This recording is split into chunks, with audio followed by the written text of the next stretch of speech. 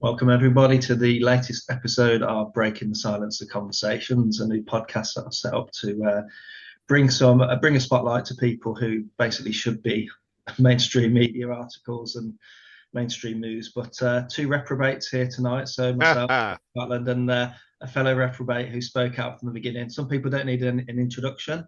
Yeah, John O'Looney is one of them, but I'll let yes. you just quickly give us an introduction, who you are, where you're based, what do you do, and then we'll go. Hi guys.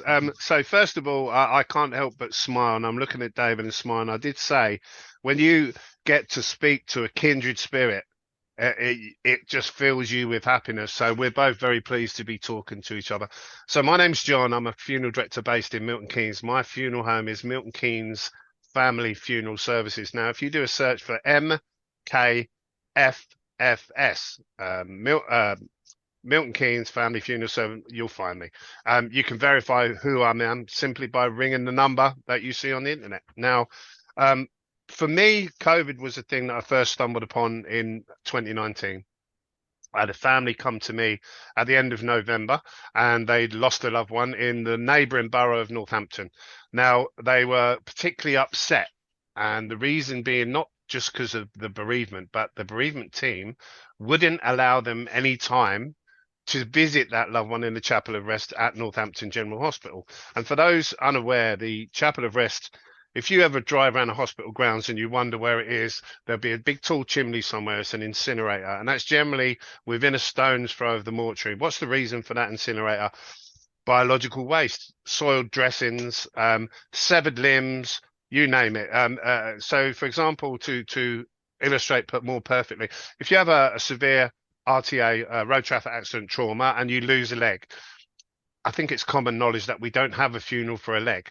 That leg would be amputated during surgery and it would be incinerated. That's the way it works. So whenever you drive around a hospital and you see a tall chimney, you know the mortuary is within a stone's throw of that chimney. So I went to the hospital and to pick up this deceased. And while I was there, I happened to mention to the staff there, because I know them all, because I've been going there for a long time. Why wouldn't you let this person be visited by their family? And I was under the assumption they were going to say, oh, the room's being refitted out, or, so on and so forth, as happens, decorated. And he opened the door. He didn't say anything. And it's attached to the mortuary. So when you walk into a mortuary, a typical mortuary, you'll have 100 fridge spaces on one side.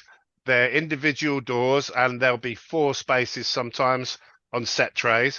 And then the other side, there's probably 45 or 50, and those are specifically for the coroner. So they're double-ended doors. And the way that works is you feed people in the tray. There's a post-mortem room the other side, and they open the door the other side and feed them out to post-mortem. Then they go back into the general. That's kind of how it works. And in between there, somewhere within that department, there'll be a viewing room, usually quite small, not excessively large, and they put people in there and they lay them out and obviously clean them up for people to spend time with them. So he opened the door and he didn't have to say anything. There was a huge pandemic inflatable tent in there. I knew what it was. I'd never used one because I've never been unfortunate enough to have to.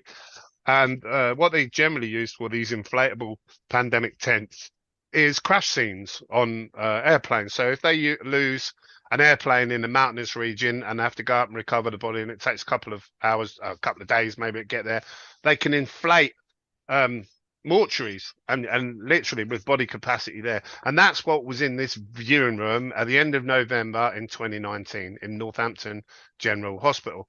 Now, I kind of said, well, what's that for? As you do. And he said, he didn't mention the name COVID. He said, we've been told there's something horrible coming. And that was where it was left. So I picked up this person who I'd hastened to add wasn't in that area, which I was quite relieved at the time, I remember, and took them back, and I washed them and dressed them and so on and so forth. That was the first week of December, and then the end of November, first week of December 2019. I could look in my mortuary book, it'll be in there, the exact date. January came, the news of COVID came, 2020. We were shown pictures of people falling over in China. Boris Johnson was coming on the telly saying everybody will lose someone, and we've all got to pull together. And I was frightened. I'll be honest with you, I was worried. I'm not a conspiracy theorist. I'm a professional undertaker. I've been doing that for 18 years. 10 years was with the co-op. The last 8 or 9 here for me. So, I'm a smoker, I'm asthmatic. I was concerned, you know. Was there anything feeding through officially, like as funeral directors? There's a memo coming around. This is No, you just finding they, some they way to they protect. all panicked, mate. They all panicked. We had no direction whatsoever. And I remember speaking to the hospital and the coroner and the bereavement team saying, "Well, what do we do? How do we handle them? Is there a protocol?" And nobody knew what to do. It was a new experience for all of us, and I was frightened. I was worried. I was still, however, washing and dressing people all the way through, and I was getting people coming from other funeral homes. Um, they were sending people to me because I was the only one that would wash and dress. These are people that have lost their loved one over a fucking Zoom call or standing there in a hazmat suit or through, absolutely breaking every possible aspect of the oath of care that you can imagine. So, there's no way on earth I wasn't going to give these people time with their loved ones. So I washed them, addressed them. And it actually started with a 6-year-old girl. A bloke come in, he'd lost his daughter to cancer. This was before the jabs were rolled out. She was only 6. Nobody would wash her and dress her, so I did because I'm a dad. And then I kind of had an epiphany where I kind of thought, well, do you know what? If I could do that for him, I'd do it for everyone. So I just did it all the way through. And I was waking up every day in the morning and thinking, oh, no, I'm all right. I'm still, I'm waiting for the terrible chest infection or whatever it be that was going to get me. And this went on throughout 2020. And as time carried on and the media hysteria ramped up, I was beginning to see holes. The first one was to my left, there is a wall planner. On that wall planner, there are funerals, and I write them all down. And I have 8 funeral planners under there with all the numbers on. And there were no more numbers than normal. So where is the pandemic? There were no numbers. What there were was a lot of COVID labeled deaths. So the winter flu deaths were non-existent. They're gone. It was So did that replaced. inflatable tent ever get inflated? It was inflated. It was in place. I don't doubt that they perhaps put people in there, but it was very much like everywhere else where they were looking to commandeer infrastructure here. The media hysteria was going to commandeer the local ice rink, and we're going to put the dead in there. And they never put a single body in there. The Nightingale Hospital, nobody ever went in there. It was all a big PR stunt. And if you look a little bit deeper and you follow the money, I suspect there would have been ministerial influence in the people that benefited financially from those setups. I think that's pretty clear.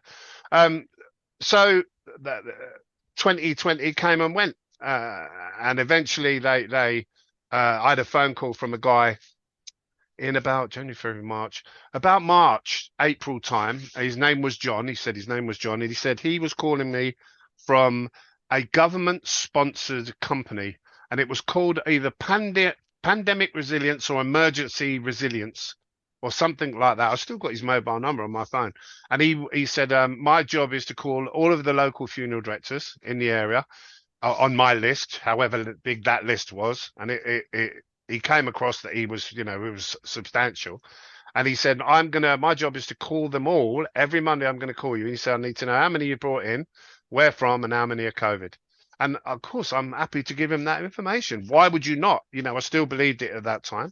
And that's what I was doing. And this guy would call on a Monday, and it became pretty apparent to me that he was steering me into COVID numbers, and the conversation would go much like this. I would, and this was at a time when GPs had stopped attending deaths, as you have been aware, to protect the NHS. We were told, and I understood that at the time. It was perfectly reasonable. And I would say to him, well, I went to a care home. There was no doctor in attendance. There was no COVID test done. I've spoke to the staff at the point of collection. They concurred. This guy had been there 5 years. He was an onset dementia patient. I found him in the fetal position. You'll know yourself, being a medical professional, classic for onset dementia passing. There was no doctor present. There was no COVID test done. I met the family at the point of arrangement on the Monday, and they confirmed he was not a COVID patient. He was an onset dementia patient. Straight away, this guy would insist, well, I've got to put him down as COVID, John. And I was like, okay, John. I said, well, why are you doing that? Because I've just told you, what's the point in you doing this if you're going to artificially inflate the numbers? And he said, well, we've been instructed that one patient in that 85-bed care home tested positive for COVID and then went on to eventually die in a care home.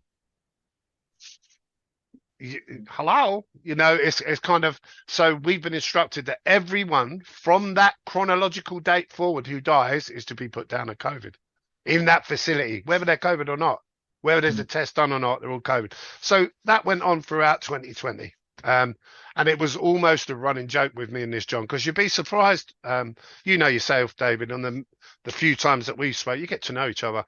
And you exchange pleasure. How you doing, John? You had a good weekend, blah, blah. And it became very apparent towards the end of the year that they were lying and inflating the numbers. And I think it frustrated this guy as well, because he knew that it was wrong to do that, but he was doing it because he was under instruction, So by the October, he actually openly admitted to me over the phone he didn't know why he was doing the job, because everyone was saying the same thing. There were no COVID deaths. And meanwhile, the metric wasn't it? Death within 28 days. Of course, which is frankly ridiculous. Useless. We had one guy, right? He came in, he was run over. He had a tire mark from his hip across his chest to his shoulder. That was a COVID death. You actually could see the tire tread. That was COVID tire tread. Fuck knows. And then I found out that they were monetized it as well. They monetized the pandemic. So every time COVID went on a death certificate, they got thousands of pounds. Every time someone was ventilated, they got thousands of pounds. Every time the hospitals brought in fresh batches of remdesivir, they were getting a discount on other pharmaceuticals. They were getting a discount if they took remdesivir. It's absolutely ridiculous. Did you get peaks around then? The remdesivir just jumping ahead of time, but were there peaks in deaths from remdesivir? Yeah. Well, there were two waves of COVID, we were told. The first was midazolam induced, and that was exclusively in care homes in March, April of 2020. It went on for about 3 weeks before suddenly abruptly stopping. I remember at the time thinking, how do they know it's going to affect care homes? Because he said, our care homes are going to be ravaged. And I was thinking, well, how does he know that? Because if a virus is deadly and it's out there, surely the people working in there would take it home. They go shopping, they go about their lives. It would be everywhere. It wouldn't just be in a care home. And lo and behold, that's exactly what happened. And to illustrate more fully how unusual that is as an undertaker, for me, when I'm on nightly call, if I have 10 deaths, 8 of them are in the hospital environment. So it's Monday to Friday, 9 to 5. There's no out of hours service, One would be in a care home, and one would be at a residential address where district nurses come out and give them the final push of the driver, is the reality for much of these poor souls, And we had 3 weeks on the back of them announcing the first wave, where people fell over exclusively in care homes and nowhere else. And I saw the bottles of midazolam there where they hadn't tied it up. There was one on the side and there was another one in the bin. Very careless, very sloppy, but I never really put 2 and 2 together. It was only much later on. So I did something much later on with Rainer Fulmick, the guy they've jailed for speaking truth. And he did something called the grand jury. And they gave me, I've never been particularly lucky gambling. I could fall in a bucket of tits and come out sucking me thumb. I've never been lucky. And he said to me, we'd love to speak to you, love to hear your testimony. He said, I'm going to send you the link for the slot. It's a 3-hour slot. You are only speaking for an hour. So I was like, yeah, and it came through and I was speaking last, sod's law. So I had to sit through 2 hours of 2 other people speaking. And I'm glad I did, because the guy who spoke before me was an expert on remdesivir, right? Now, remdesivir was used extensively by Anthony Fauci in Africa to treat asymptomatic babies that he said on the back of a PCR test were suffering from Ebola. They were asymptomatic. Does it sound familiar? You could be ill, but you don't know you're ill, apparently. So 53% of these babies passed away after being given the remdesivir for multiple organ failure before he was kicked out. And that was the test run. So ventilation, remdesivir. And if you Google side effects of remdesivir, you can see exactly what that remdesivir does. A good place to go. Are you there, Dave?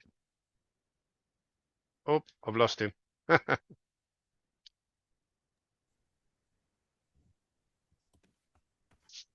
you hear me? I can hear you. Can you hear me? Yeah, I can hear you, but the video feed is gone. No real surprise there, mate. Have you clicked the button to? That's better. We're good, aren't we? This is all technical here. We said that, didn't Yeah, we? At the you can start. tell we're Undertaker and a Doctor. We're not medium Well, moguls. John, that's the first time since I've been doing Breaking the Silence. That's the first time it had happened, and we guessed at the start, didn't we? Yeah, We- of course, of course, As of we course. go. Let them do their worst. Won't they? It's like holding a football underwater in a swimming pool. You can do it, and it requires effort, but eventually you've got to let it go, and it's got to come to the surface. A note to viewers, then that might happen again as we get into the meat and bone. Oh, of course, yeah, quite possibly. Um, Bear with the audio and visual loss. I'll try and fix it as I can. So I kind of realized by the end of 2020 that we were being lied to. 2021 came and they rolled the jab out. And this was another key mistake they made that I saw through was when they did the rollout, they rolled it out in order of age groups, didn't they? And they started off by saying it's only the most vulnerable, the over 80s. And they rolled it out to them. And have a guess who died? And then they said, well, actually, now they kept moving the goalposts because that's what they do. And then they said, now we're going to do the over 70s. We're just going to make sure they're all right. And that was who died. And then they said, oh, the over 60s. And that was who died. And then they said, well, the over 50s, if you've got hypertension and asthma. And and it got down to there and I could see who was dying. So there was no way on earth I was ever going to take one, and that went all the way down to the 30s and the 20s. And they died as soon as they had the jab. Not all of them, but many of them. And my mortuary book tells the story. When I put that date of birth in there, I know who's coming in. I know what ages they are, and I know who should die and who don't after 18 years. You know yourself. You don't get prior to 2020. How many men in their 20s did you get presenting with myocardial or atrial fibrillation? It just doesn't happen. When I worked for the co-op, they've normalized it now, so of course it's normal now. The pathology is normal now because it's been happening for 5 years. But when I worked for the co-op, we were doing around 800 funerals a year, and it was a busy hub. And busy is in the eye of the beholder, isn't it? Yeah, but it was busy. And out of those 800 funerals a year, I could count the amount of people under 40 on one hand. That's how unusual it was. It just didn't happen, and you'd remember them and you'd remember the family, and because it was so unusual. Now I've done that some months as a small funeral director, doing 150, 125 funerals a year. So I know something is very, very wrong. And then in 2021, I received a phone call. I've been very vocal from a guy called Mark Sexton, who you will have heard of and know. Really good guy, honourable guy, retired police constable, and it invited me to a meeting in Westminster in Birdcage Walk. I wish you'd have been there, David. And present at the meeting were Dr. Tess Laurie, Dr. Sukrit Bhakdi by the Zoom. God bless his soul. What a wonderful man Sukrit Bhakdi is. Dr. Mark, Dr. Stephen Frost, Dr. Sam White, a number of others. Mark Sexton was there, and it was chaired by a guy called Sir Graham Brady. So Mark Sexton had arranged a meeting, but Sir Graham Brady was the government minister. Now, for those of you unaware, Sir Graham is a guy who was, at that time, he's now King's Privy Council, so clearly crime does pay. But at that time, he was merely the commissioner of something called the 1922 Committee. For those who, like me, were unaware of what that actually entails, you can Google it. But it's a senior group of very senior Tory politicians, and their job is to hire and fire prime ministers. So they oversee it, and they look at when it's run its course, and then they cherry pick the next installed puppet to be prime minister. And that's the reality, Dave. It is. That's what it is. There is no democracy, only the illusion of it for the cattle. So I kind of sat there, and it was impressed upon us that a minister's time is precious, so you only have 5 minutes. And I knew what I wanted to say, and it has been a story that's ever evolved, as you'll be well aware. But at that time, I knew that they'd faked COVID death numbers, they'd monetized it, and the only time people fell over was when the needle went in the arm. And that was where it was. And then I sat back and I listened as it went round the table. And I'd be honest with you, mate, my arse fell out. I listened to what was said and the warnings that were given, and I watched reams and reams of evidence be given directly to Sir Graham in front of me. Data from people like Dolores Cahill, Professor Dolores Cahill, Dr. Tess Laurie, and others that were there, Dr. Sukrit Bhakdi, and they were getting really, really animated because of the gravity of the situation. And they said people will die from blood clots, they'll die from heart attacks, they'll die from strokes, and they'll die from cancers. And they went into the mechanics of exactly how that would happen. And much of it was a little bit over my head, but it kind of ignited my curiosity to learn more. And the most telling thing was not what was said. It was the reaction from Sir Graham. Now, I worked on the door for 7 years, and I've been an undertaker for 18 years. And my business, very much like yours, is people, reading people, adjusting to their persona, guiding people, and I could see from Sir Graham's face, he was ashen. He knew. And he openly admitted to that room full of the people that I've mentioned that it was way, way above his pay grade, and he could do nothing about it. Now, when you consider that statement in itself, it's very forthcoming. I don't doubt that Sir Graham bitterly regrets saying that, because I've quoted him on it, and I'll stand up in court and say it if I had to, under the Bible. And he is 2 pay grades above the Prime Minister. This is a man who runs the commission that hires and fires prime ministers. So the commission is 1 pay grade above the Prime Minister's post, because they decide his fate. The commissioner of the commission is the boss of that commission. So he's 2 pay grades above that, and he said it's way, way above his pay grade. Who runs this country then? Because it clearly isn't him, and it clearly isn't the Prime Minister. There is no democracy. And I wish at the time there was a Zoom running, and it was recording that meeting, and there was a barrister there called Francis Hoare. And he said, I just want to say, Sir Graham, he said that I'm here in a personal capacity. These people's views don't represent mine. You know, when you're like, you fucking turncoat. And he's supposed to be representing Sam White. And then he went and he said, and we're here under Chatham House rules. And I was unfamiliar with what that was. It was never mentioned to me, Chatham House rules. And so we ceased the recording. So the recording went off. If that recording had have got out, COVID would have been finished. The vaccines would have never continued from that point, because of the gravity of what was said and the behaviour of Sir Graham Brady. He revealed all. And it was put to him at the end of the meeting that when the masses discover what's been done, there will be civil war in this country. And he acknowledged that. He said, yes, they know and they're prepared. And he said that they won't give up power easily. He openly admitted that to a room full of people, and he was ashen the whole time. He was shitting himself. And I know, because, I'm a people person. You could see it.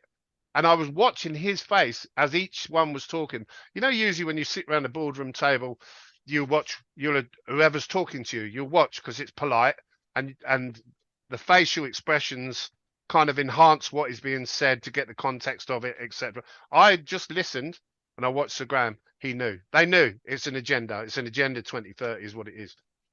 So you mentioned they knew. Can we go back to doctors? So you obviously, part of your job, and I know procedure changed, and you can talk us through that. But I used to do a lot of Part 2 doctor Crenfield, for example, so I know it well. But yeah, of course. You can explain that, and you had some opportunities to give them the John O'Looney stare at some point. So it's a really good question, David, and it's one that needs talking about. So what used to happen was, if people cast their mind back to the Harold Shipman case, he was the GP that was accused of murdering his patients.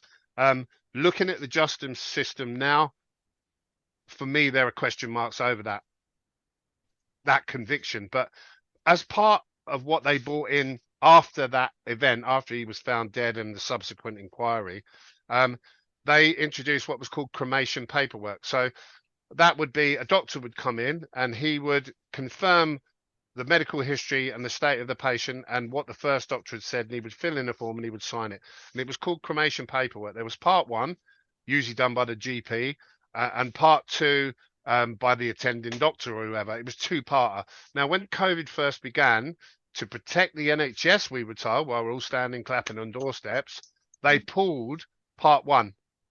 And I never really raised too much eyebrows. I kind of got it at the time. I didn't, I believed in COVID that early. And then they pulled the second part in September of 2024. And now that... Ironically, John, though, my position as a Part 2 doctor would be, for example, if somebody had got tyre tracks across their body and of course, Part 1 doctor had said COVID, and I'd say that's absolutely insane and ridiculous. Yeah, of course. That was a safeguard for Part 2. Well, then you'd have had a witch hunt that you've experienced, because and it was just so obvious. They would come in here and they're doing part two, and you get to know them well. If you've had a relationship with a GP, they're not all bad people. They're good people doing bad things, some of them. And we'd be on first name terms. If I wanted a script, you know what, I could get one. We were on really good terms with these doctors. And I couldn't help but say to them, doctor, are you seeing more deaths in vaccine recipients? And they would all have exactly the same look. And it would be, and because they know they can't bullshit me, I'm putting them in coffins. And then they would go, yeah, everyone. And I had a range of responses. There was one in medical center, was a couple of GPs come from over there. One of them said to me, yes, it's a terrible world. And then the other one said, yes, we all know. And by we all know, he meant all the GPs know, not the fucking patients that are queuing up. It's ridiculous. And of course, they've now pulled the second part of that cremation paperwork. They have a medical referee now who just waves them through. So I've noticed as well that since the end of 2024, we get the occasional call for picking people up from homes who have died suddenly. Now, this is particularly interesting as well. So the way that works is there are clearly two types of death.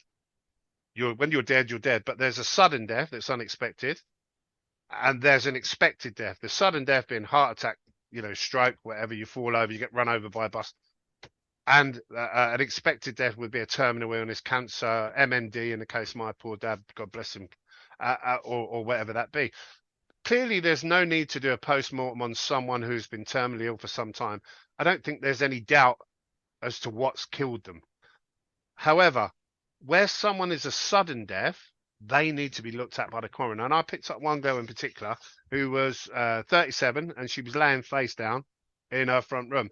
And when I got the call initially, I thought it must be someone who had cancer and had gone home to die, and the district nurse had visited and finished her off. But when I got there, the family all standing there, and this woman's just face planted on the carpet.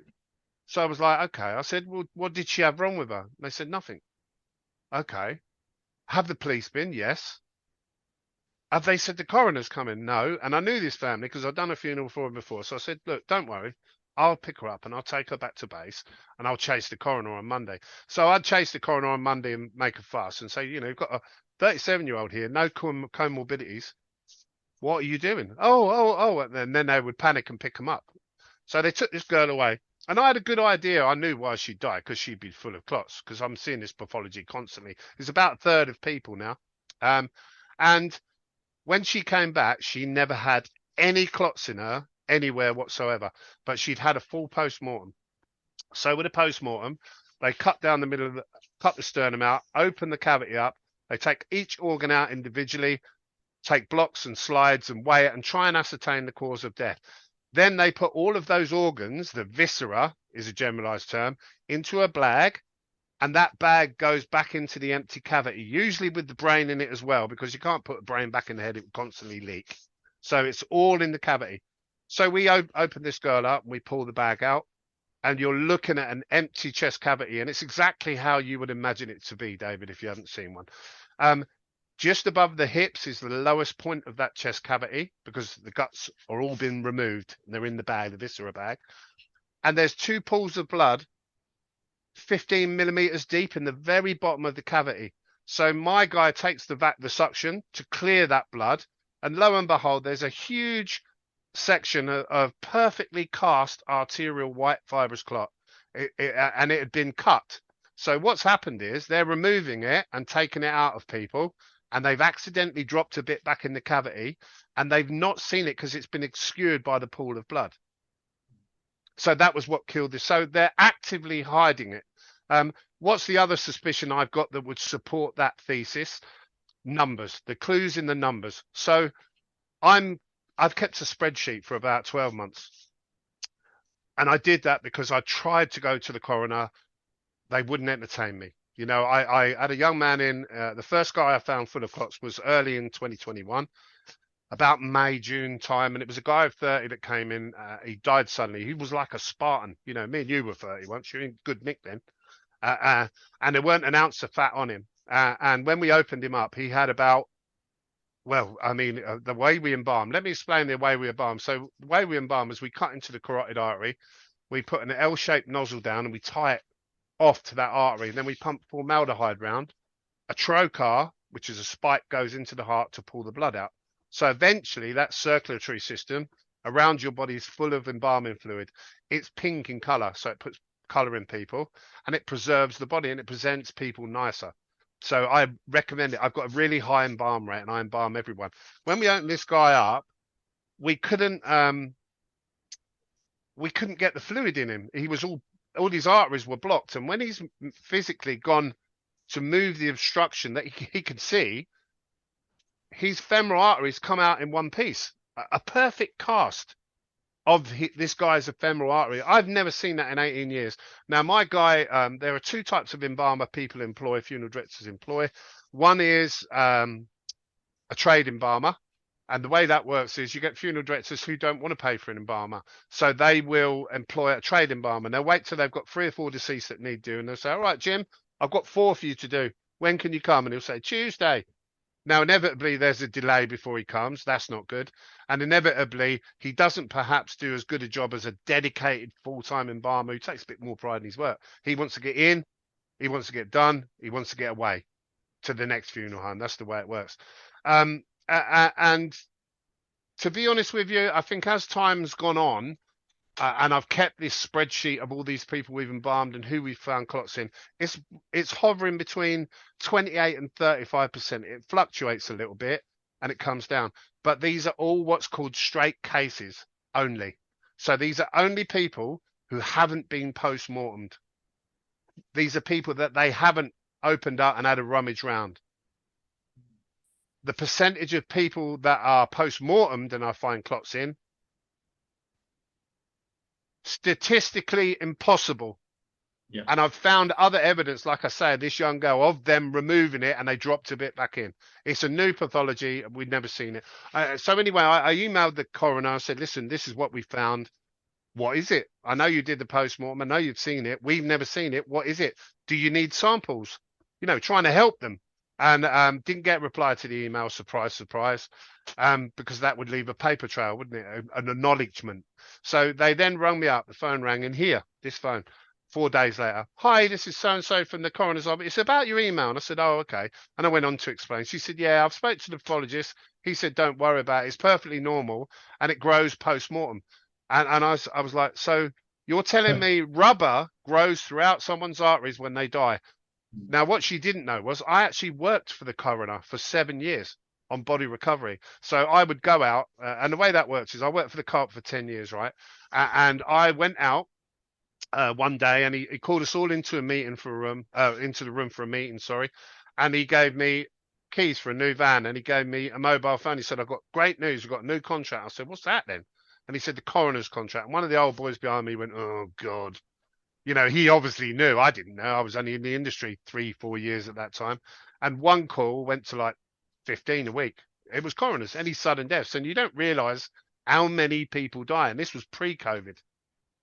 So I worked for the coroner. I picked people up. I picked bits up.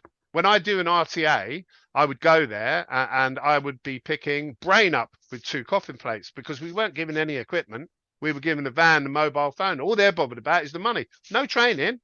So I went from pulling people across the tray in the hospital to on the road at 3 o'clock in the morning. And the copper says to me, I want every bit bigger than an inch. And there's a steam cleaning team. You know, now, you know me and I care enough. I don't want people steam cleaned up. So I'm trying to get every bit that I possibly can. And so the point I make is I know anatomy. I know pathology. I know what's normal and what isn't. My embalmer's done 27 years. He's BI registered. He knows. He's never seen it.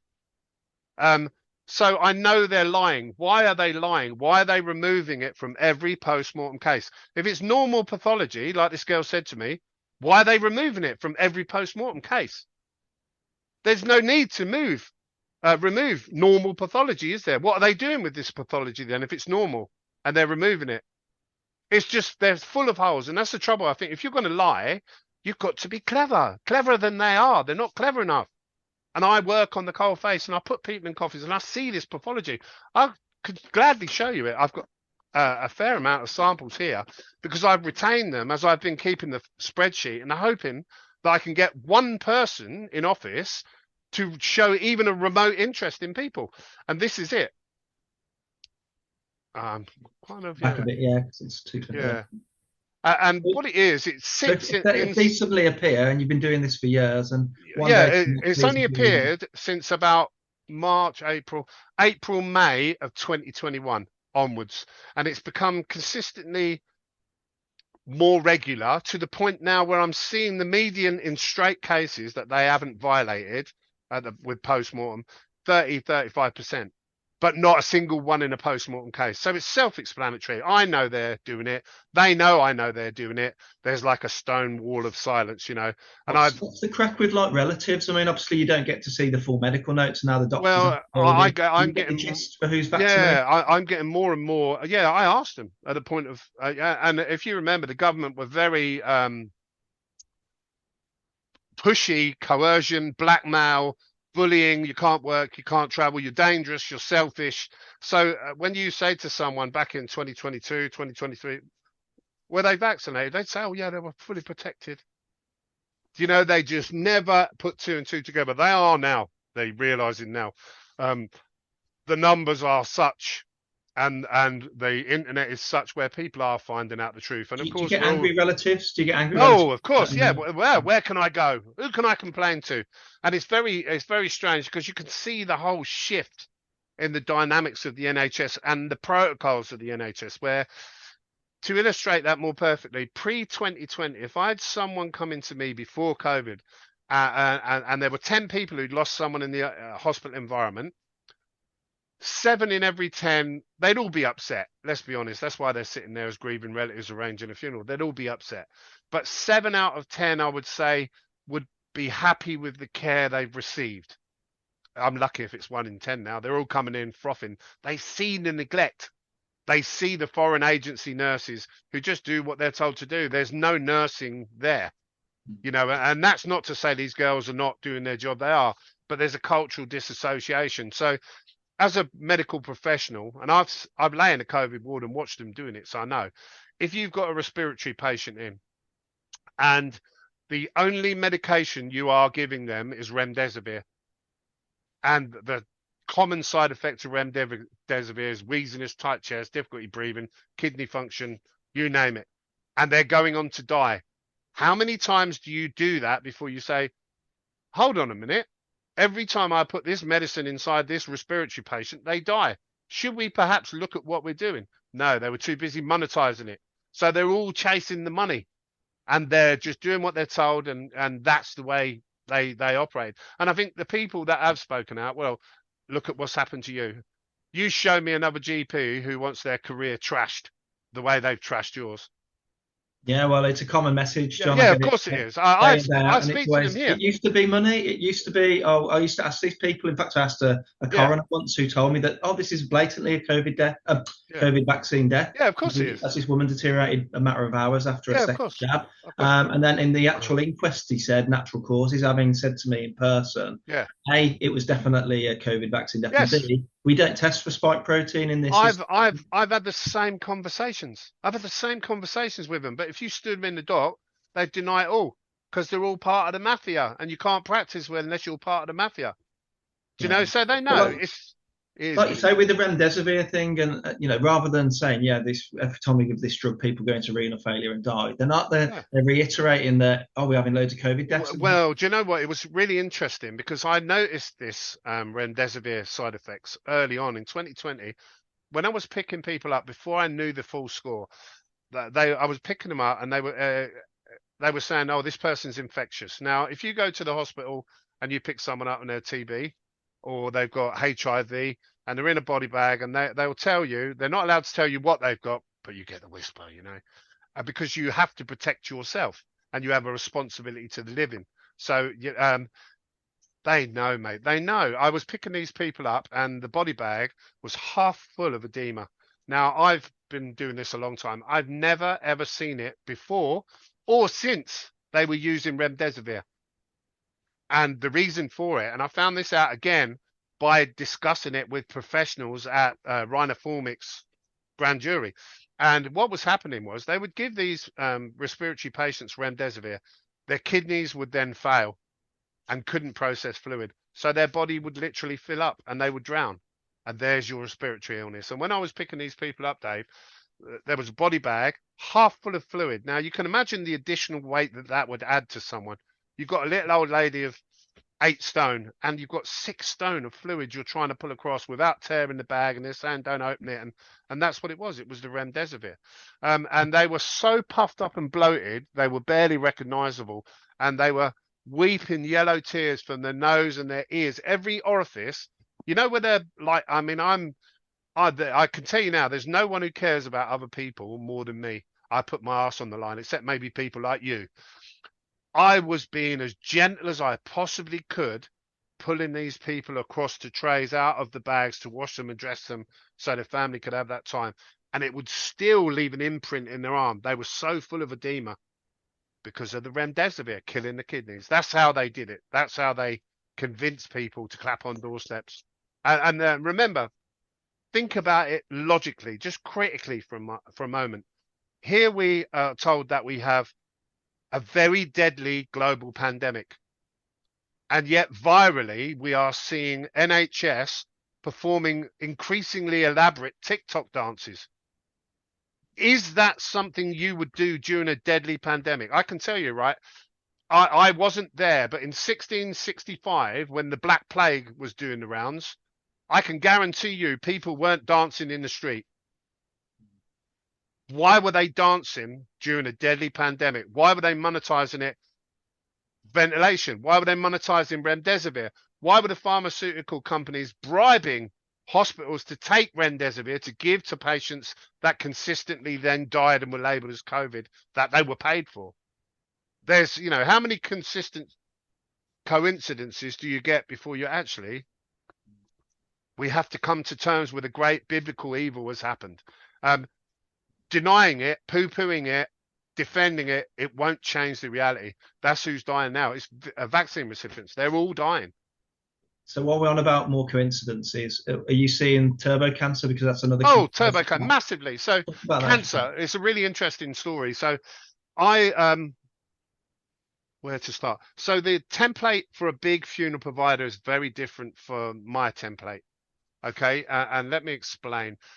When I worked for the co-op, I would be on call 1 week in 3. I would have a mobile phone, keys to a van. I would cover 2 areas, coroners and our regular business. Now, with our regular business, the phone would ring.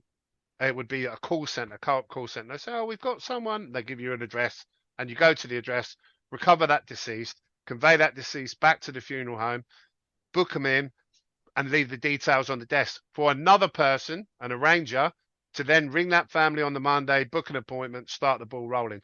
Now, when they'd come in and arranged and they'd agreed everything and the date was set, they would then have a totally different team looking after them on the day of the funeral. There was never any consistency there really to build a relationship with a client. But with me, do you know what? The phone rings, I answer the phone. I attend the scene of death at the house. So it's me on the day of the funeral. It's me all the way through. And you get to know that family. And that family will tell you their story, because part of you caring for them is showing an interest. You know that as a professional. And I do call you a doctor because you are, regardless of what the fuck they think. They would have a cancer story. And you'd say, so what happened to mum then? And they tell you that cancer story. And that cancer story would be 2 years, 5 years, sometimes 10 years long, depending on the cancer and the age and, you know, many variables factored in. We are now seeing people 6 weeks, 3 weeks, 4 weeks, where they're not even presenting until stage 4. And then they're presenting, for example, with what they're told is a lung cancer. So what is the symptoms for that to make you present? You feel unwell, you feel short of breath, you go to the hospital, they do a scan, they say, I'm afraid you've got dreadful stage 4 cancer. That's happening constantly now. When I then come back and I embalm them, I see all the clots coming out of them. So their lungs are not riddled with cancer, it's riddled with this white fibrous crap. So their body cannot take the oxygen. You know, if I was to slowly constrict, or when they put a clamp on people in hospital when they're organ donating and they clamp their artery to kill their brain and keep their arteries alive. I know it happens. I've spoke to the people who have done it. That's what's happening. This stuff is growing in their arteries and it's slowly growing to the point they can't get any oxygen. So they're having a stroke or they're having a heart attack, or they're told they've got cancer. And, who are you to go into a hospital short of breath and say, no, I haven't got cancer? Because you come out still short of breath Mm. and dying. And it's these COVID vaccines and subsequent, I think, mRNA vaccines. And what we've seen, of course, now, I was told very early on that the plan was actually 27 vaccines for everyone. That was the number I was given. And how would they possibly do that? Boosters, vaccine for weight loss, vaccine for shingles, vaccine for measles, you name it, there's a new mRNA vaccine for it. And these people are all falling over and they're all dying. And a third of them have got these white clots in. And that's the reality. And I'm seeing like cancer deaths 3 weeks, 6 weeks. And I'd never heard of that before. When's the last time you looked at a patient who presented at stage 4 and died within 3 weeks from being asymptomatic? It's absolute garbage. Now, what is creating that? What's causing that? I really don't know. Have they tailored it in some way to make you feel good right up until the last? Is it a frequency thing that encourages it to suddenly grow? I really don't know. There are 5G masts up everywhere that nobody asked for, that they put up during lockdown. So during a deadly pandemic, it was clearly a national emergency to get this 5G network up. That to me doesn't bode well. So I don't know the complete infrastructure on it. I've heard tales of graphene oxide and tracking devices and various other things. The reality is I'm not an expert in those fields, but I can tell you who's dying. I can tell you how they're dying. I can tell you what ages they are. And it's vaccine recipients are dying. If people keep queuing up to take these vaccines, they are going to die. That's the reality. I mean, it's on the other hand, I'm seeing people who've had 10 and they're absolutely fine. So Yeah, then of course. you get into the whole sinister different batches. Yeah. Well, I'm very aware that AI now runs the protocols in the hospitals. So if you get 2 people, identical age, identical illness, one has a business turning over 4 million a year, one of them is on benefits with 8 kids, I would suggest to you the protocols would be very different for those 2 people, those 2 individuals. That's the reality. And I get people in here telling me they're putting their dad on. So that was the other thing. I was getting people coming in, right, and they're saying, Mum went in with a water infection. Nobody ever went into a hospital with COVID. No one. They went in with a water infection. They went in because they'd had a fall. They went in with a chest infection. Classic ailments that people of a certain age get. And they were spam testing them with a PCR test in there on 47 cycles instead of 25. That was recommended by Kerry Mullis, and who said it was never there for COVID. And then they transferred them onto the protocol for a COVID patient and kill them. And of course, someone who of a certain age who is perhaps a little bit frailer, they can't tolerate things like remdesivir. They just fall over and die. So that's what's happened. And it was a consistent pattern. Nobody ever went in. They all had the same story. Oh, she only went in after a fall. She only went in after a water infection, and it was consistent. So it was clear to me they were targeting people and hospitalizing people and then finishing them off with a protocol that was incentivized financially. Well, I know that myself. I was involved in a case. Family came to me about a lady that she called herself Auntie Pam to me. Yeah. And use that name. And they were trying to put this woman who was literally having a Zoom call like this with me, figuring out how the TV worked in her room with oxygen through her nose. And they were I got the husband call me up saying they're trying to put her on a ventilator. Yeah. And I just had a call. I'm saying, what? So I had a long chat with the consultant. He gave me this eerie explanation that, we know that COVID's going to ravage her body. So we're going to put her on the ventilator before that happens. And they just talking absolute bollocks. Yeah. Just making it up. Yeah, of course. And I had the same thing. So after the meeting in Westminster that I had with Sir Graham Brady, I was very vocal about that. And I told everyone about it. And the reason being is this: I never, ever attended that meeting agreeing to Chatham House rules, which means basically Chatham House rules is a rule that was designed by the wealthy and the elite to be able to criminally conspire, and it doesn't leave that room. It's a gentleman's agreement. What fucking gentlemen are they? I think I've been discussed under Chatham House rules. Oh, without a doubt. No doubt. And me, and fuck them.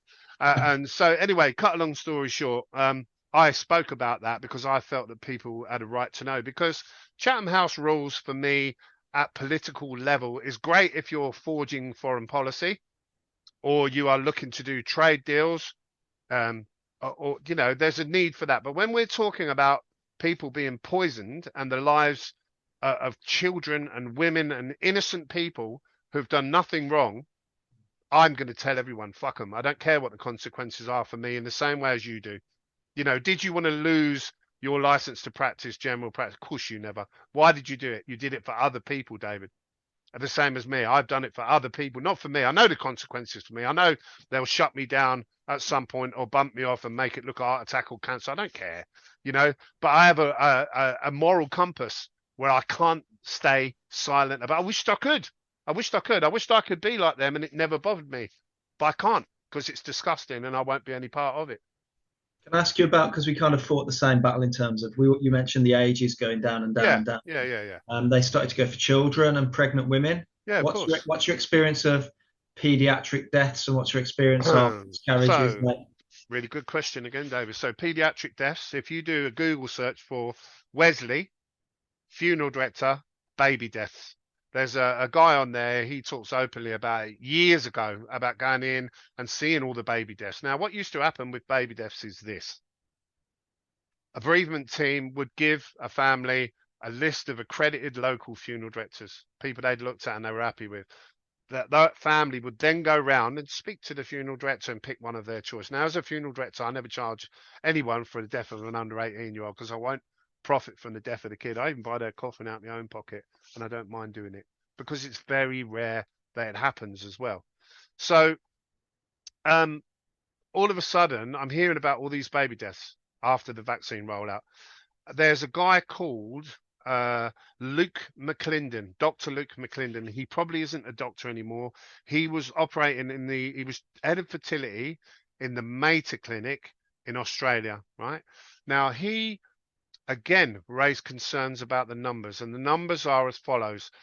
For every woman that is pregnant, every pregnancy, the rate of miscarriage was between 5 and 14%.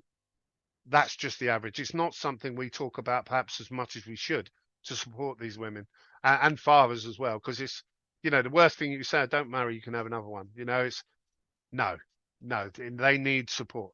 Now, the number of vaccinated mothers miscarrying, have a guess. 73%. So 3/4 of these women that were COVID vaccinated and were pregnant lost that child. Now, he raised the alarm to that. What do you think they did? Did they congratulate him on some stunning work and saving life? No, they fucked him straight off. And I've spoke to this Luke McClendon personally. I've verified who he is. I know who he is. He's telling the truth. I know he's telling the truth. I've had emails since coming out from numerous midwives who tell me they see the clots in the placenta. The babies are born premature. They're born sick and weak. And it's only since the vaccine rollout. That's what it is.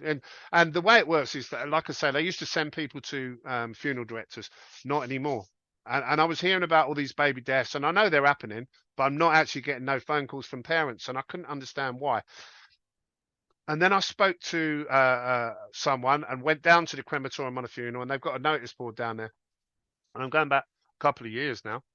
And on the notice board, it says whose funeral it is, which chapel they're in, what time, and who the arranging funeral director is. So, for example, if I was doing John Smith and it was at 3:00 in the Oak Chapel, it would say that. And at the bottom, it would say Milton Keynes Family Funeral Services, to give members of the public info as to where they need to be and when to attend that funeral. There's loads and loads of babies coming through. And do you know who the arranging funeral director is? Milton Keynes University Hospital. So the hospitals are dealing directly with the crematoria for baby deaths now. And I spoke to a guy who worked down at crematorium, who doesn't now, but he told me that subsequently they send a van down there, and they were picking 6 and 8 babies up a week in one crematorium. There has to be a directive from above to silence. Oh, of course there is. I mean, when did you ever know that the NHS was so full of money it could accommodate bereaved parents' funerals? You know, and the reality is most of it you can claim it back, but it's a great way of hiding it, and that's what they're doing. And you look at every aspect, even like the picking up the 37-year-old. I made a complaint to the coroner. I said, look, I keep getting called out. I'm picking up sudden deaths that you need to be looking at. Why am I doing that? And she openly admitted it to me in an email. It's a new government directive, and it was introduced in September of 2024, right? And that introduced was by the Labour government, and it's surrounding operational procedure surrounding sudden deaths, and it's changed as follows. So if you think about it logically, if there were loads of increases in sudden deaths and subsequently loads of increase in those sudden death referrals to the coroner, there would be a clear and alarming statistic. How do they keep that number of what appears to be relative? By not referring them all. So now they've put the onus on the attending police officer, and whether in their consideration that should be reported to the coroner. Now, I picked up a 37-year-old woman who's face down on her own living room. That didn't warrant referral to the coroner, apparently. They're fucking mental. You know, I've yet to see a police officer from Thames Valley Police walk into the room with X-ray vision and a doctorate in pathology to be able to qualify to make that decision. Especially, you know, a 37-year-old woman who's fell, she could be a murder victim. Is it a drug overdose? What is it? And that's on the Friday, right? On the Monday, I have that woman's family coming into me saying, do you know why my mum died? What happened to my mum? How did she die? How the fuck do I know? I'm an undertaker. The coroner should be involved, and they're not. And it's policy, it's government policy, and it's changed. September of 2024, they issued that directive surround sudden death. And of course, if they don't reckon, how many families make a fuss? They don't. They're grieving their loss. So they don't make a fuss, and the referrals never, it's not a sudden death, and they put down cardiac arrest, you know, or one of 6 things, generic things, you know, pulmonary edema, thrombosis, or whatever it be. It is just generic causes of death now. Oh, just getting my head around this. Yeah, mate, it's always good to talk, before. because it gives you that info that you can relate to other. That's what's happening. That's what's happening. Can I ask you about the, you know, the little jar of clots? You know, what are they? Have we had them tested? So they're misfolded proteins. They're a fibrin. They're made by the body, obviously, because they're in the body. They're built by the body. They weren't injected into them. But the genetic reprogramming to reprogram your DNA to grow them has been put into you. There's no way they're ever going to stop. As long as they keep getting these spike proteins in, and whatever is programming the body to grow this, they're going to grow it. Now, when I open up people, why are some people not falling over and some people falling over? I suspect it's probably down to a number of things. So number one, many of the vaccines were stored very poorly. Many of the vaccines that went out very early were placebo. And the idea of that, David, was to recruit you as an advocate. If I give you a placebo and you go home, tell me the adverse reaction you're going to get. So you're going to tell everyone how wonderful it is, and everyone else is going to go, and one of them will get a kill shot. So that was their thing with the placebos early on. Many of them were designed where they had to be stored correctly at the correct temperature. If you remember, there was such a pandemic, a rush and a panic, and all these unlicensed, untrained muppets on 30 quid an hour, sticking them in. So loads of people had jabs that weren't fully active. There wasn't a lot of action, and that would be their saving grace. They would have gone into deltoid.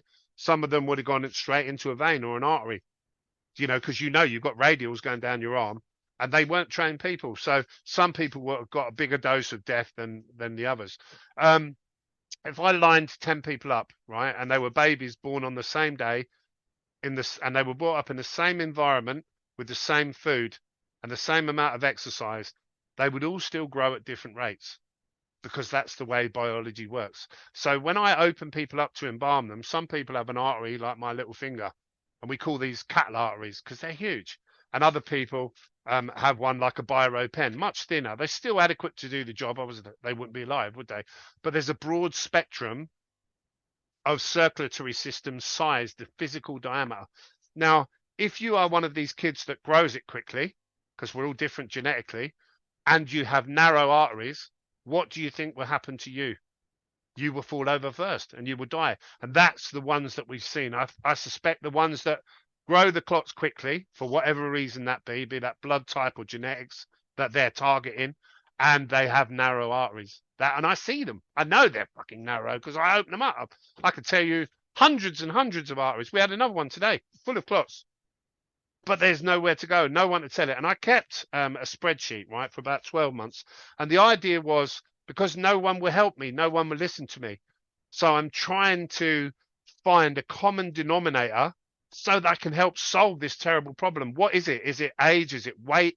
Is it morbidly obese? Is it diabetes? Is it men? Is it women? I can tell you this, right? It's 35% of people have got these clots in them. They're all colours, they're all sizes, they're all ages, they're all weights and heights. The only common denominator is the fact they had the COVID vaccines. So it's the COVID vaccines doing the killing. And this poor soul today, I've got nowhere to go with it. What do I do? And if I get a family say, well, where are we going? Where can we go? Where can I tell them to go? They'll go to the coroner and say, no, it's totally normal. And that's the end of the complaint. You can go through PALS, patient liaison. They're not going to do anything. They're going to do nothing. And I get these people coming in here all the time increasingly angry because they know now. They know. And when I first spoke out back in 2021, I can tell you, mate, it was from a really lonely place. And I was really frightened. But I still spoke out because your family is just as important as mine. Yeah. Why would you not? Why would you not? And I thought, when I spoke out, I thought, I know it's happening in every other funeral home because they're all telling me privately. But then, I kind of thought, well, I'll speak out about it. I'll jump up and put my head over and they will all listen. They'll say, yeah, we're seeing that. And nobody did. They want the money. It's all about money. And if you think about it logically, they're particularly mercenary bastards. You heard that funeral director on the phone earlier.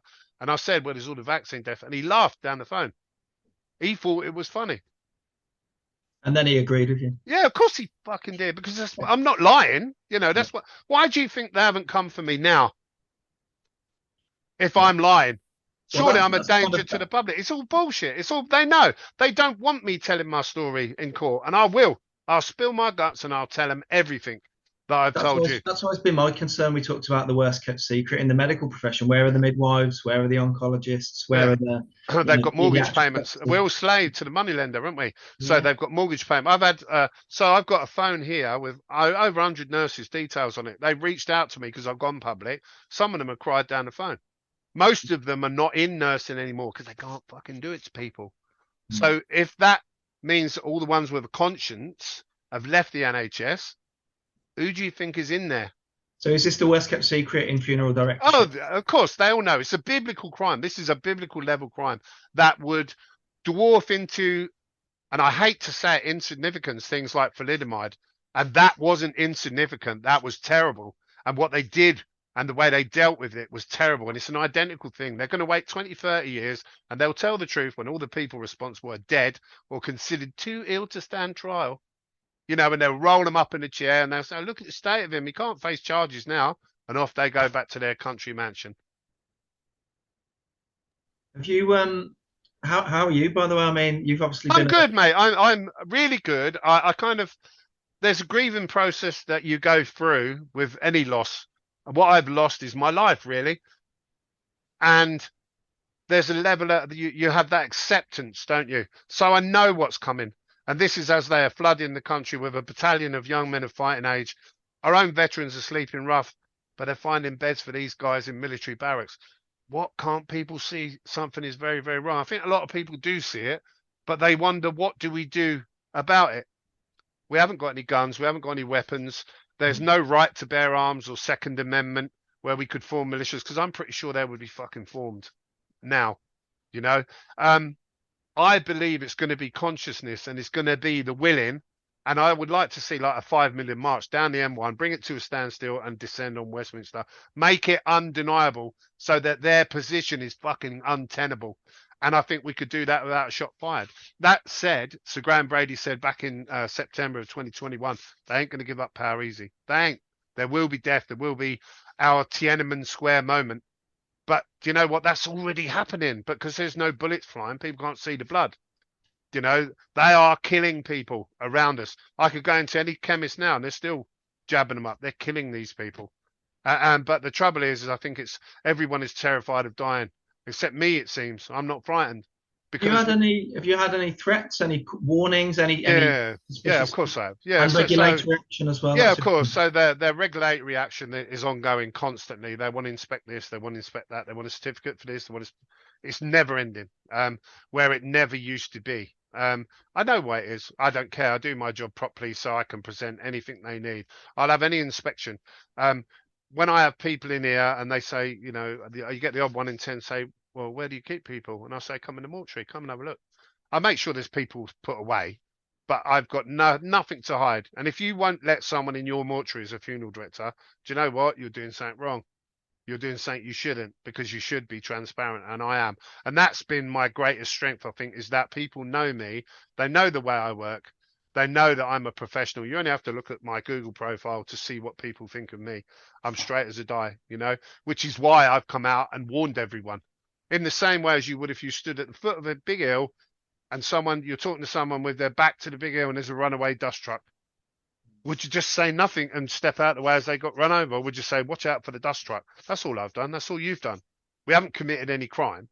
These are things Have you had any more sinister things like phone calls? Yeah, so I'd have, after I started talking about the meeting with Sir Graham Brady and Birdcage Walk, clearly they don't want me talking about that. So I took a phone call about a month after the meeting, about a month after I'd been talking out, and it was from a guy who told me he was from British intelligence. He was a comms officer. Now, usually I would go, yeah, and I'm Batman, but this guy, he was really compelling. He was deadly serious. He's an older guy, and he actually said that he was due to retire, but they'd asked him to stay on because clearly he had the expertise they wanted to monitor everyone or whatever. Now this plan's unfolding. And he said to me, I've listened to what you said. He said, you're totally right. He said, it is an agenda. He said, and the young men that they're coming over are UN troops. He said, and you are going to be targeted as a person of interest because I've seen your name mentioned in dispatches. And I never even knew what the dispatch was. I think like the Pony Express. But that's what he did. He was a comms officer. He wasn't a double agent, and he passed information from department to department. So there are still very good people quietly working in these places who feed information out to people like me, who they trust and who they know are honest and who they know are not afraid. They can come and get me tomorrow. I'm a soft target. I'm not, I used to work on a door, but I'm 58 years old. I'm 20 years past my best and more. So I must come and get me because I really couldn't give a fuck. Nothing is going to shut me up but death. So that's where we are. And I will be very much like yourself. We're going to be on the right side of history. We will. And I'm convinced. And that's kind of my stand, And there's one funeral director locally and he hates me. He hates me because I was right. And he hates me because I've got something that he hasn't. In the same way, many GPs hate you, David, because your integrity is intact. You may have lost your job. You may have lost your finances, but your integrity is intact. And you can look at yourself in the mirror and know you've done the right thing. You could stand in court and you would know you'd done the right thing. I'm not saying a maritime court bullshit we've got now, but a common law court. The people will judge you on your actions, David. Same as they'll judge me, and I'm unafraid. We're all going to die at some point. I'm not afraid of death. I'm afraid of living poorly. And as we breathe our last, and nobody really knows what happens, let's be honest. I like to think there's a higher plane or there'll be judgment or what the fuck are these people going to say when they're judged? Mate, they're finished. They're damned for all eternity. And one thing I've learned is there's a very clear divide between good and evil on this world. I've seen evil and I've sat next to it. I've watched it unfold. But as an engineer, I know there's left and right, black and white, left, up and down. There are heads and tails. There's opposites in all things. There's balance in the universe. And wherever there is this terrible evil, there must be a force for good. Is that me and you? Is that God? Is that Jesus? I really don't fucking know. But I know I won't be part of any of their evil, even if it costs me my life. Fuck them. So that's kind of where I am. And I'm never going to stop. And if I could get back here to get back at them, I would. Just to finish then, how many UK funeral directors are openly out as John O'Looney has been? They're not. I don't mean that in a sexual preference way. Yeah. So and also the world. Have you got any comrades? Because I've got loads. So I can put you in touch with a load of them that you could speak to, and I can tell you now they'd be very happy to speak to you. Richard Hirschman, Thomas Haviland, Wally. There are loads of them. Laura Kasner. There are loads of them. I sit in Zoom meetings regularly. The White Clot survey that Major Tom Haviland put out. They're all coming back. It was like 75% of the embalmers that responded, that were allowed to respond, actually came back. Now, the governing body of the BIE, I've contacted them numerous times. They won't talk about it. It's even been raised in their general meetings by Embalm members of the BIE. They won't discuss it. And the website they had that included a forum where they could all discuss freely and post comments on this has been taken down, and they've got a new website with no forum, so they can't talk to each other anymore. And then when you see on their website people like Karen Caney all standing there in their Masonic regalia, it's pretty obvious, mate. Again, my integrity is intact. I can look my son in the eye and know I've done the right thing. They can't.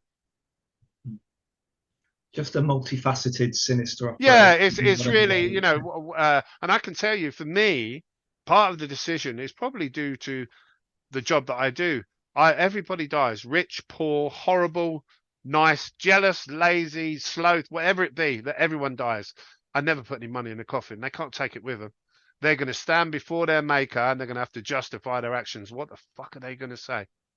I know what I'm going to say. And I go in with confidence, mate, when I go. Yeah.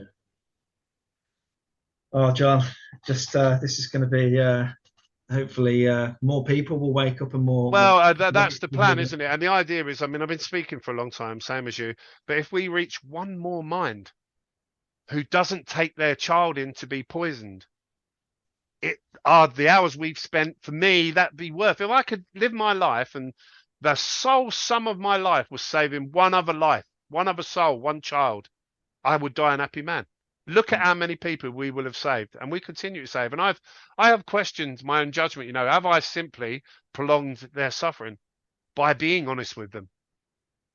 Probably, but it wouldn't feel right not telling them.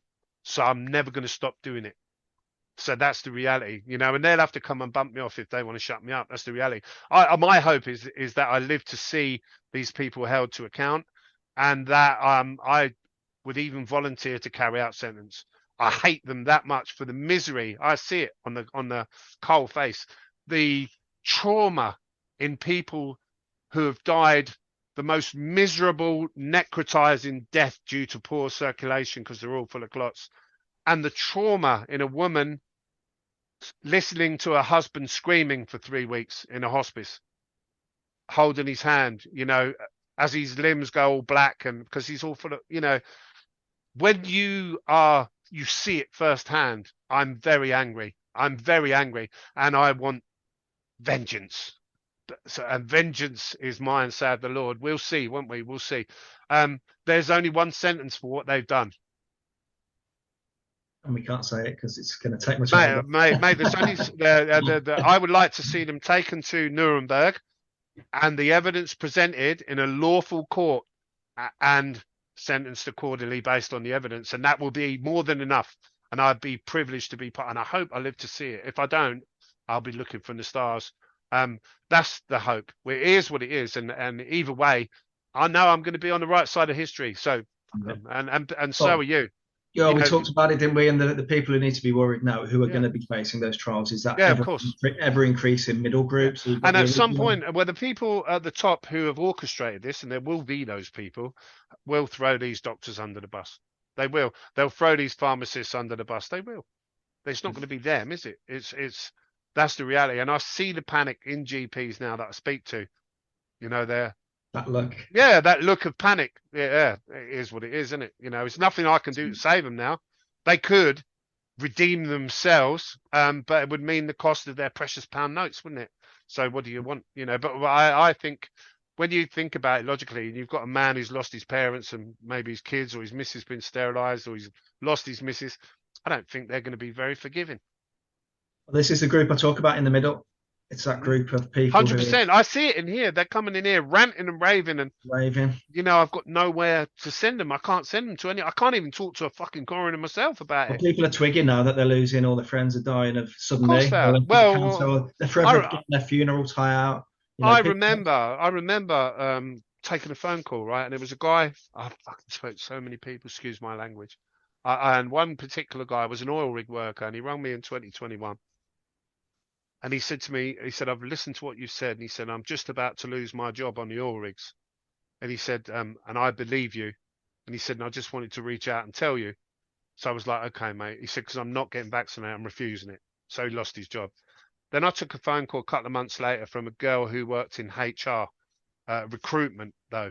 and she specialized in the field of the gas and oil industry. And I didn't even know that was a thing. But the gas and oil rigs, there's a special industry for hiring and firing those people. I'm guessing, like in the same way, doctors, it's specialized field, isn't it? There are agencies that tailored specially for that. And she said, we've had a really worrying document come through from the oil and gas industry bosses that have instructed them to make a list of all the employees on the oil rigs and source replacements for every one of them within 3 years. 6 months later, the guy that rung me to say he's losing his job said they just rung me out and offered me a job, but I ain't got to get Chad. The guy who took my job is dead.